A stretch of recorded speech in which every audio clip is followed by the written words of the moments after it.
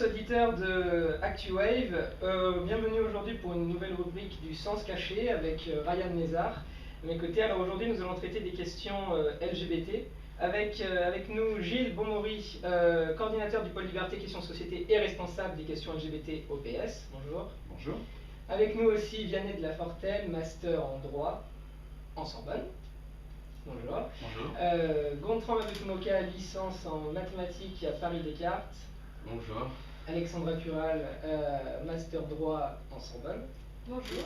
Et Ryan Nézard, étudiant en master à Sciences Po. Bonjour.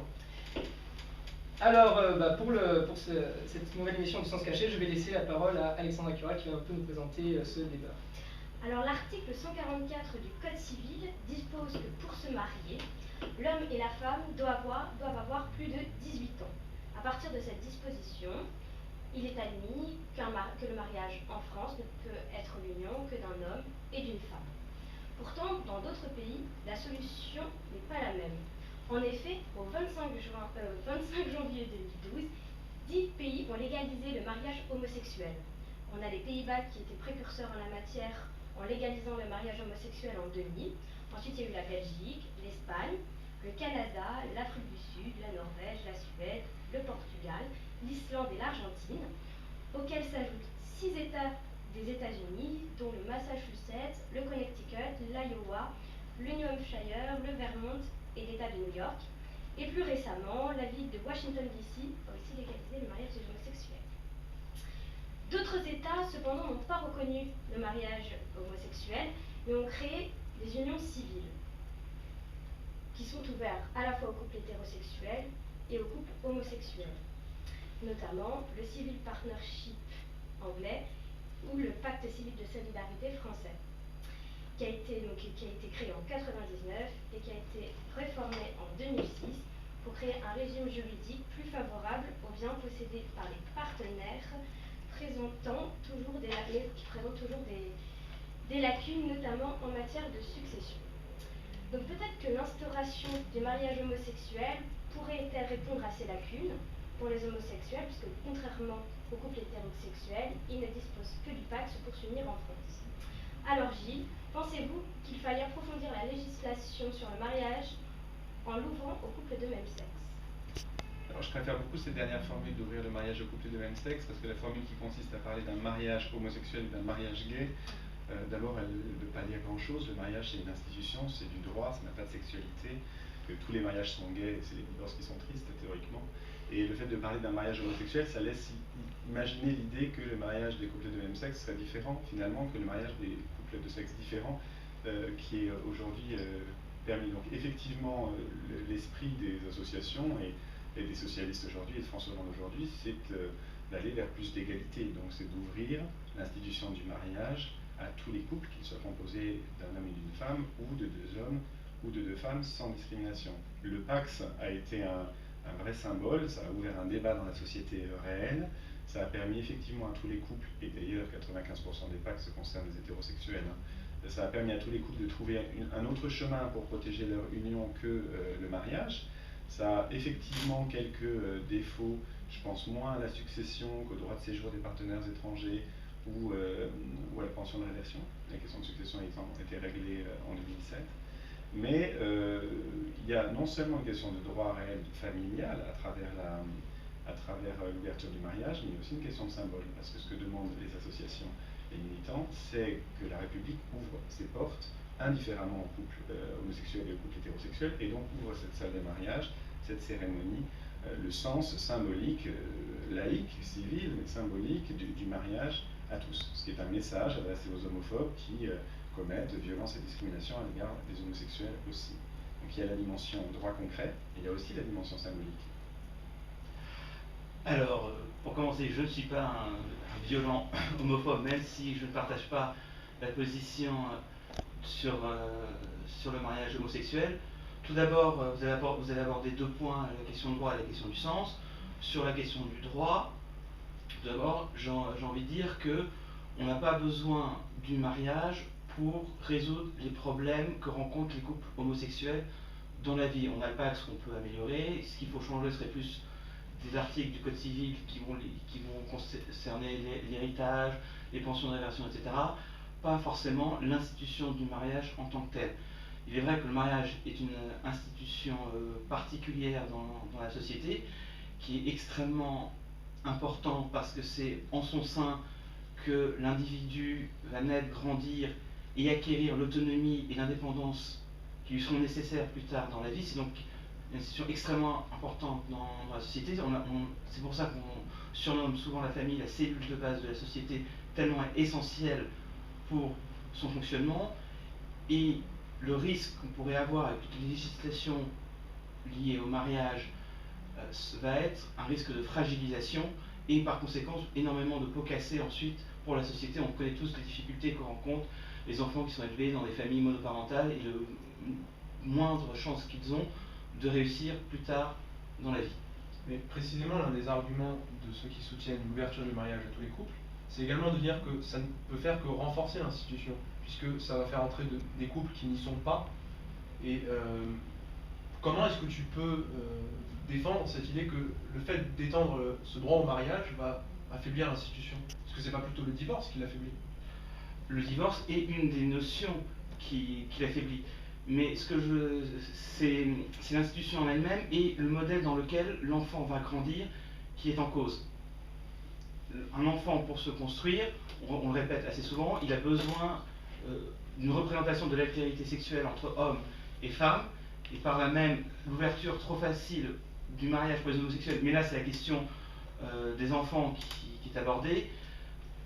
On peut se poser la question de savoir si le mariage homosexuel sera une bonne chose in fine pour les enfants. J'ai le sentiment qu'on mélange plusieurs choses parce que là, la question que vous posez, c'est celle de l'intérêt pour un enfant de voir, de l'intérêt pour un enfant d'avoir deux parents de même sexe. C'est pas la question du mariage que vous posez là, c'est même pas la question de la reconnaissance des familles homoparentales parce que le mariage, d'abord le mariage n'est plus la porte d'entrée unique vers la famille. C'est la seule façon d'avoir un livret de famille, certes, mais la moitié des enfants naissent en dehors du mariage. Et le fait d'associer la famille avec le mariage, ça renvoie à une époque, effectivement, où il semblait que pour protéger une famille, il fallait un mariage. Ça n'est plus la réalité. Mais ces familles existent déjà, les familles homoparentales. Il n'y a pas besoin d'une loi pour permettre à des homosexuels d'avoir des enfants. Donc la question qui se pose aujourd'hui, c'est est-ce que les enfants qui ont des parents de même sexe ont droit au même choix de protection juridique que les familles hétéroparentales, dont les deux parents sont de sexe différents. La question qui se pose n'est pas de savoir si on va permettre les familles homoparentales d'exister, c'est de savoir si on va leur accorder les mêmes droits qu'aux familles hétéroparentales. Ensuite, vous posez, parce que c'est un débat évidemment qu'on peut avoir, est-ce que la politique peut se donner l'envie de lutter contre un phénomène de société qui est une réalité toute simple, qui est qu'il y a des enfants qui sont élevés par des couples de même sexe. Là-dessus, bon, je ne suis pas sociologue, mais je lis des ouvrages, il y a quand même une littérature abondante sur le fait que l'orientation sexuelle des parents n'a pas d'effet sur la vie des enfants. Littérature abondante qui se complète par des témoignages tout simples. Vous savez, il y a une association qui s'appelle l'Association des parents gays et lesbiens, qui a été créée au début des années 80, ses fondateurs sont aujourd'hui grands-parents. Je crois que c'est le meilleur exemple qu'on puisse donner aujourd'hui. Ceux qui se sont battus pour la reconnaissance des familles homoparentales sont aujourd'hui grands-parents, c'est-à-dire qu'ils sont eux-mêmes en couple de même sexe, ils ont eu des enfants qui, eux, ont fait des enfants. Et donc, le fait d'imaginer que la question du mariage, de l'ouverture du mariage, conditionne l'apparition en France d'un nouveau fait de société qui serait l'homoparentalité, c'est vraiment une erreur. La question qui se pose, c'est est-ce que les familles qui existent aujourd'hui, on leur donne les mêmes droits? Et il y a beaucoup de familles homoparentales, même dans l'hypothèse où les droits seront les mêmes, qui feront comme les familles hétéroparentales et qui refuseront le mariage parce qu'il y a effectivement d'autres choix, comme le PACS. Alors, pour continuer sur ce que vous disiez sur le fait qu'on peut améliorer le PACS pour ressembler au mariage, bien sûr qu'il y a plusieurs chemins de faire les choses et on pourrait très bien imaginer qu'en complétant le PACS, on arrive au mariage. Parce qu'il n'y a finalement pas tant de différence que ça, la principale différence relevant sur la filiation. Mais nous, notre envie, ça n'est pas de réduire les choix des Français. Aujourd'hui, les Français ont le choix entre l'union libre, le PACS et le mariage s'ils sont hétérosexuels. Ce que nous voulons, c'est que ce choix-là soit offert à tout le monde, entre l'union libre, le PACS ou le mariage, quelle que soit l'orientation sexuelle du couple. Vous parlez de beaucoup de choses dans vos réponses, je ne vais pas pouvoir y répondre à tous. Sur la littérature abondante, je dois avouer que je n'en ai pas lu autant autant de vous certainement. Moi, le sentiment que j'ai eu quand j'ai fait mes recherches, c'est qu'il n'y en avait aucune qui était probante dans un sens ou dans un autre, et qu'elles n'étaient pas forcément toutes de la meilleure qualité scientifique. Je suis tombé sur une étude qui a été faite aux États-Unis sur un questionnaire sur les familles homoparentales qui avait été rempli par les parents, par des parents homosexuels. Est-ce qu'on peut avoir la même vérité scientifique si on est à la fois juge et partie?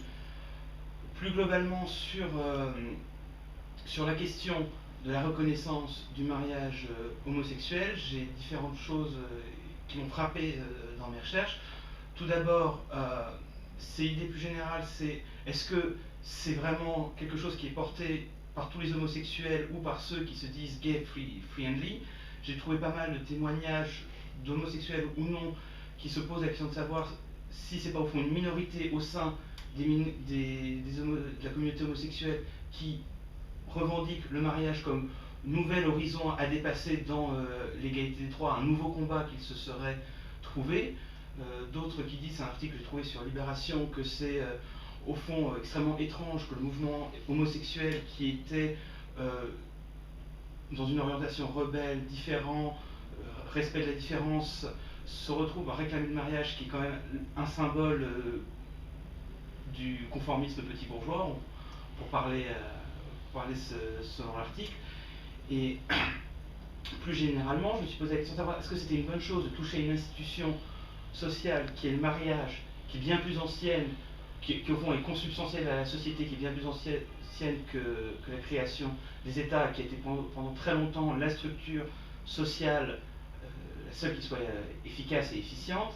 Est-ce qu'on va modifier les équilibres, déjà qu'on a porté beaucoup d'atteintes au mariage, soit bouger les équilibres en faveur d'une minorité? C'est la question de savoir, c'est la relation entre majorité et minorité, pas forcément entre hétéro-homosexuels, où je me souviens de certains auteurs qui disaient que dans une perspective démocratique, il était important que la majorité en place ne cherche pas à oppresser la minorité, qu'il fallait mettre des blocages par rapport à ça, mais dans le même temps, est-ce qu'il est normal de voir une minorité active essayer d'imposer ses normes, ses valeurs et ses choix à la majorité?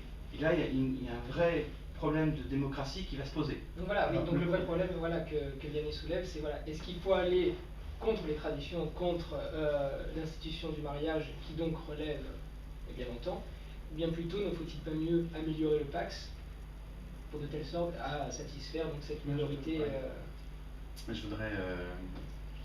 il y a plusieurs choses intéressantes que j'ai envie de dire. D'abord sur la question de savoir si les homosexuels sont tous un corps uni en faveur d'une proposition de loi, j'en sais rien, et ça a peu d'importance puisque personne ne peut parler au nom des homosexuels.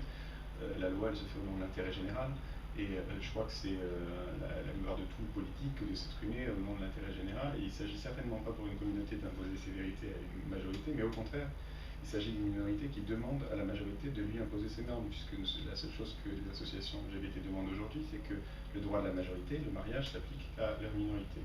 Donc c'est précisément non pas une initiative marginale qui renvoie vers le fait de refuser une tradition de petite bourgeoise, que simplement le fait d'accepter, de demander les mêmes droits que les autres. Et évidemment, il y a toujours plusieurs façons de faire. On peut imaginer de faire les choses par petites étapes. D'une certaine manière, la France l'a fait en commençant par le Pacs. D'une certaine manière, la droite l'a proposé en 2007 en proposant une union civile qui allait plus loin que le Pacs, qui était célébrée en mairie, mais qui ne rentrait pas dans le droit de la filiation, tout en proposant en même temps un statut du beau-parent, c'est-à-dire que c'est une sorte de mariage en pièces détachées, et surtout en n'utilisant pas le mot mariage, parce qu'il y a derrière plusieurs autorités spirituelles qui se dressent en protection de cette institution dans sa version d'antan. Moi, je crois qu'au contraire, une institution, elle se renforce quand elle est capable de s'ouvrir à tous. Et c'est la meilleure chose qu'on puisse offrir au mariage, c'est de s'appliquer à tout le monde. Et je crois aussi que la méthode des petits pas, qui consisterait à améliorer le Pacs jusqu'à avoir les mêmes droits que le mariage, n'aurait pas cet effet qu'on a connu. Alors, je suis moins jeune que vous, mais je me souviens très nettement, et peut-être vous moins nettement, de la période du Pax. Il y a eu un avant-Pax et un après-Pax, parce que le débat a été plus long que prévu, et il a créé un électrochoc dans l'opinion française sur la perception de l'homosexualité. Et de la même façon, le symbole qui consiste à dire que peuvent rentrer dans une salle des mariages, les couples composés d'un homme et d'une femme ne peuvent pas rentrer dans cette salle des mariages, dans la mairie, qui est la maison de la République, qui est la maison du peuple, les couples composés de deux hommes ou de deux femmes, il y a quelque chose de très symbolique qui est qu'il faut absolument qu'il faut changer pour changer les mentalités, les représentations et disqualifier les discriminations et les